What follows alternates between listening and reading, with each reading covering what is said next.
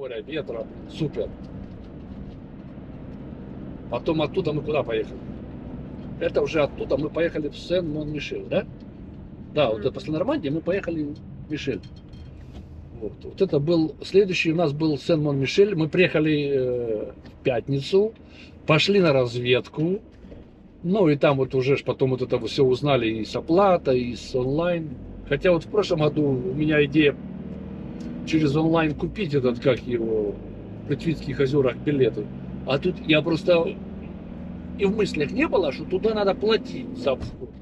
У нас сначала информация появилась, что вообще туда вход платный. И мы пошли вот это что узнать.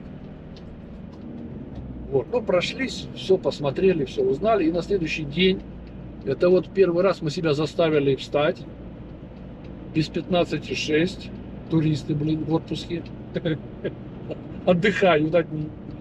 И вот мы туда ломанулись. Но мы были вторые. Потом автобус приехал, все. Посетили мы его. Все было хорошо, красиво. Ну, за исключением того, что мы не попали наверх. Ну, шикарен тоже. Вот, ну, просто бомба тоже. Вот. Мы там уже говорили, когда ужинали, что нужно его самыми первыми идти, тогда людей нет, толп нет, потому что потом... Ну и потом начинается прилив, и вы уже ни туда не попадете, ни оттуда не выйдете, какое-то время надо будет ждать, стоять.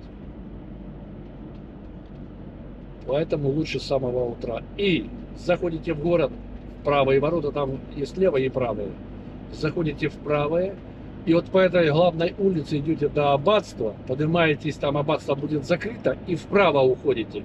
И вы по обводной вот этой укрепленной стене обойдете его весь по кругу, и опять же придете сюда к аббатству, спуститесь вниз и по главной улице обойдете. Потому что вот эти все переходы вверх, вниз по ступенечкам, они не нужны. Вы какой-то участок трассы все равно потеряете. А вот это вот по кольцу, это просто песня. Мы как-то по наитию туда зашли. Сколько людей. И попали, и было чудесно. Но это мы не знали, что так надо, но вот оно как-то само получилось. Вот это, да? Да. Оксанка возмущается. Хоть у нее и должность первого штурмана. Болечка нормально себя ведет. Какая у меня должность? Я рассказываю, не надо уже. Вот, потом приехали мы... А мы думали, что мы там целый день потратим, и я еще собирался на следующий день идти там еще что-то фотать. Ну, в общем, мы в 10 часов уже с него вышли, тут прилив сумасшедший, все, отрезала полностью мост, полиция стоит, ну, как бы, чтобы какие-то действия делала, опускала, не пускала, такого не было. Вот потому что там пацаны ломанулись, когда уже вода начала спадать. Ну, вода спадает быстро. Мы там, наверное, 15 погуляли, и все, раскрылось, и можно было работать. И потом сели такие, думаем, ну, а что мы тут будем? Поехали. И следующий у нас был замок, разваленный замка Ричарда Львиное Сердце. 1100 год постройки. Вот, но это просто развалины. Да, билеты были, мы в интернете читали, что билеты туда покупаются, все, и он там работает, какой-то график, а туда пришли вообще. Все бесплатно. Билеты мы не читали, только про время открытия. Я читал, что он платный. Там билеты были, я читал, вот это я читал. Я еще у нее пришел, спросил, если надо покупать билеты. Сказала нет. Вот, и перед этим замком мы запарковались, это был 8-й день, вот, да, 8-й день. Ну, значит, мы точно... еще перед Сен-Мон-Мишелем, мы когда вот это по Нормандии мотались, мы заехали уже в самый южный берег, пляж Юта, там вот эта вот деревушка была, тоже из 3 слов не выговоришь во Франции, и там очень шикарный музей. Вот, ну, он приурочен именно к высадке вот, десанта, там все это, немного техники, но у них 2 экспозиции, вот прям шикарные такие, там вот самолеты 2, один самолет полностью стоит, и там все с парашютистами связано, с высадкой, а второй самолет, как бы ты идешь как бы через самолет, они сидят все, и вот этот вот атмосфера, звуки, там бой какой-то идет, ну вот эти 2 экспозиции вообще шикарные. И там вот это же, где высадка это была, десанта, так, ну, там на церкви висит манекен, ну, купол парашюта до сих пор там, ну, наверное, меняют периодически. Вот так манекен висит. Вот. И вот оттуда мы уже потом, когда с Сен-Мон-Мишеля выехали к этому Ричарду, то мы заехали в кемп. Это на 8-й день мы заехали в кемп. То есть без энергии мы, чтобы вот дополнительную энергию нам получать, не надо. Вот он, автомобиль, кемпер ну, самодостаточный. Он в процессе, когда ездите, ну, конечно, не по 100 метров, там, не по 5 километров.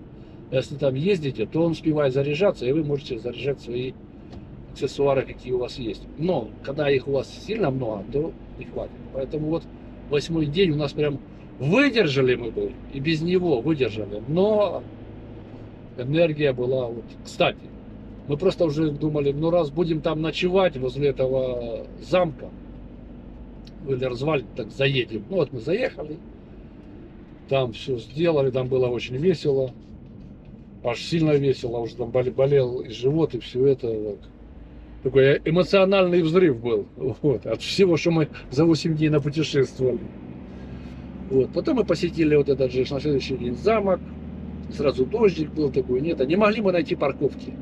Навигация не вела к этим парковкам, когда там писали верхняя и нижняя.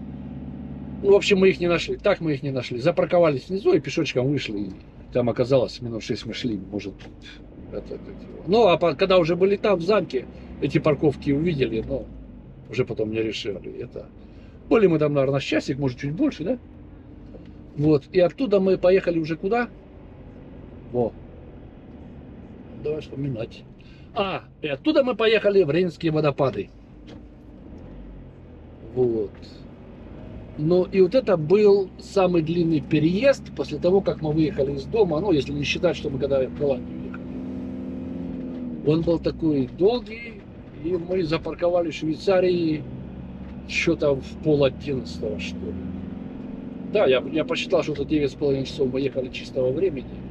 Там еще это, да, что-то около 10 часов мы выехали в 12. В 10:30 мы запарковались, потому что если парковки еще останавливались кофе попить, заправиться.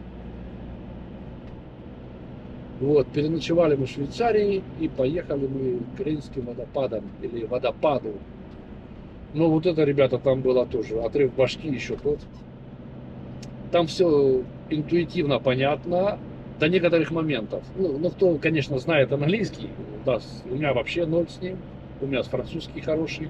Я выучил таблицы городов по им, я учил французский язык по названию городов.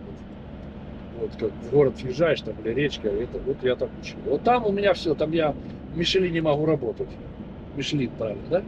Ну, неважно, как-то так. Вот, и это. И потом там 2 парковки. Для кемперов отдельная парковка. Она платная. Вот. А мы заперли сразу в это, там где автобусы, мотоциклы, автомобили. Да, потом переехали.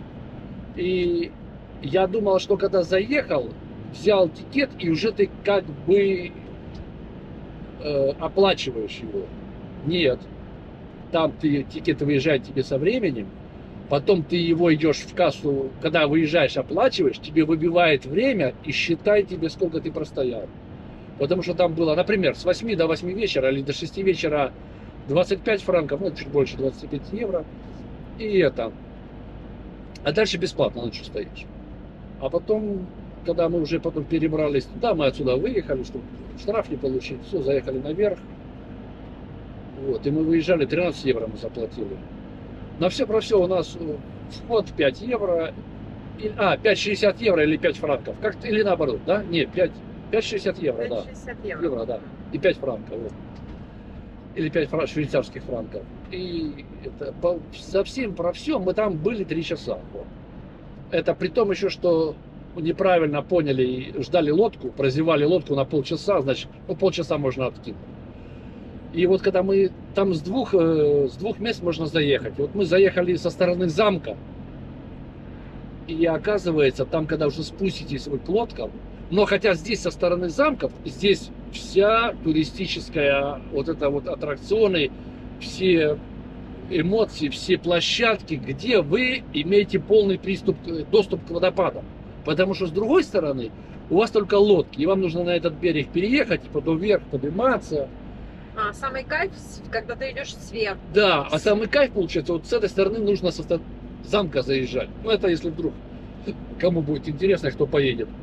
Со стороны замка заезжайте, и вы через турникет заходите вовнутрь и начинаете спускаться вдоль водопадов через всякие вот эти площадки смотровые.